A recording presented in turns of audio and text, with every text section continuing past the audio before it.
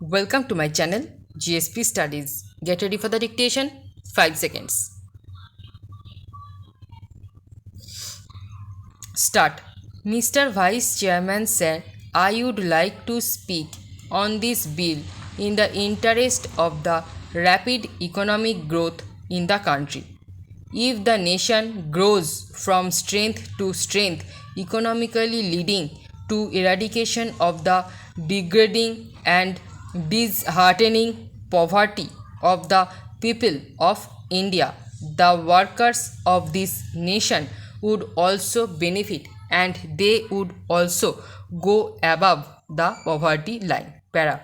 Sir, I would like to mention here that the plantation crops as understood by the term so far, namely coffee, rubber, tea and cardamom, have been giving this nation substantial amount of the much coveted foreign exchange annually. It must be noted that coffee exports alone have given our country during the last 5 years over rupees 1000 crores in foreign exchange by way of export earnings and export duties. I must also bring to the attention of this House that the famed tea industry in India today has become a sick industry affecting lakhs of workers and the tea planters. Para. Sir, we ought to know that in the agricultural sector, the plantation labor is the best organized one and is getting nearly the same treatment facilities and amenities like the industrial labor. Para. Sir, coming from a plantation district of Karnataka, I sincerely agree that the welfare measures provided in the Act must be faithfully implemented and strictly enforced. But I cannot subscribe to the view taken by some that the planters generally are exploiters and are inimical to the interests of their own workers and that they must be dealt with severely. Sir, most of the planters of today are educated and they know that contented labor is conducive to productivity and peace in the estates and therefore would like to provide all the welfare measures and amenities to the workers. Para. Sir, I would like to point out some of the very draconian, discriminatory, and invidious urban directed amendments made in the Plantations Labor within bracket Amendment Bill 1973. Sir, the Plantations Labor Act is sought to be applied now even to holdings of 5 hectares and above, employing 50 persons and more.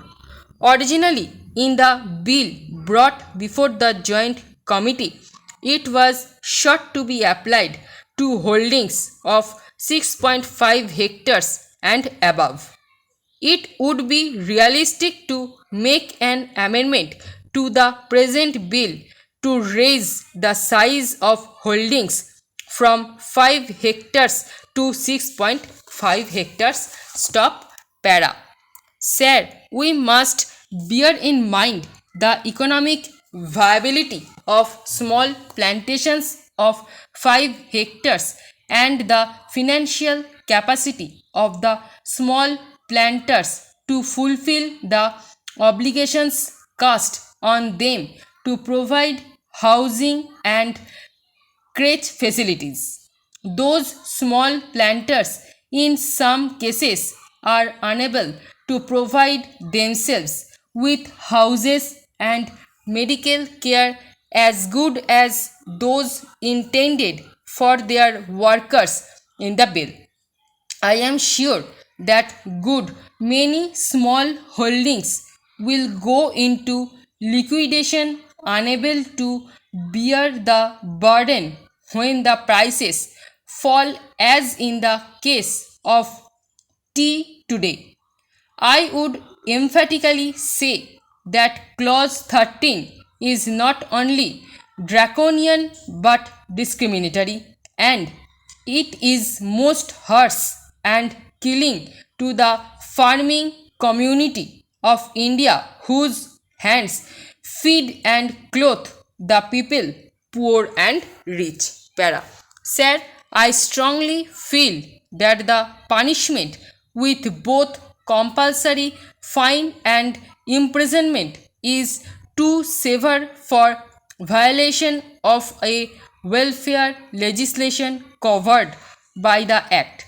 For economic reasons and financial incapacity, the debt-ridden employer, particularly a smallholder, may be unable to discharge the obligations such as providing type design houses, crèches, medical facilities, etc. In such cases, there is no point in sending the landholder to jail and collecting a fine from him for every day of default. Para. The relevant provisions in the bill are made more stringent than the Factories Act, under which, in the case of a further offence, the court is given the discretion to punish the defaulting employer. But in the proposed amendment, the word used is shall instead of may, which makes it mandatory on the court to impose imprisonment as well as fine. These provisions are too harsh and discriminatory, particularly in view of the fact that the bill seeks to bring in farms of 5 hectares which are in the nature of peasant holdings under the scope of the Act. Para.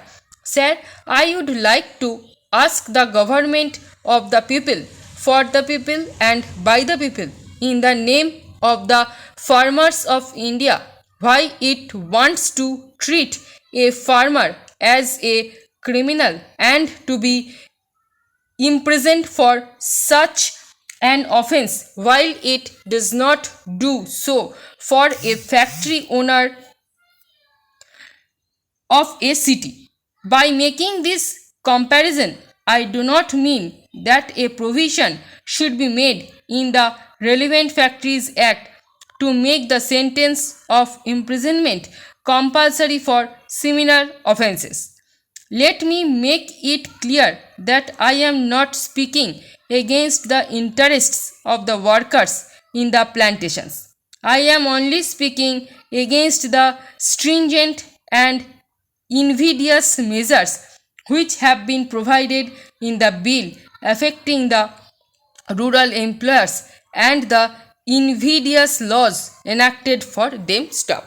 এই প্যাসেজের stroke এবং PDF পেতে Telegram গ্রুপে join করুন এবং ভিডিওটি ভালো লেগে থাকলে লাইক, শেয়ার এবং সাবস্ক্রাইব করে পাশে থাকা বেল আইকনটি প্রেস করে রাখুন সবার আগে নোটিফিকেশন পেতে। Thanks for watching.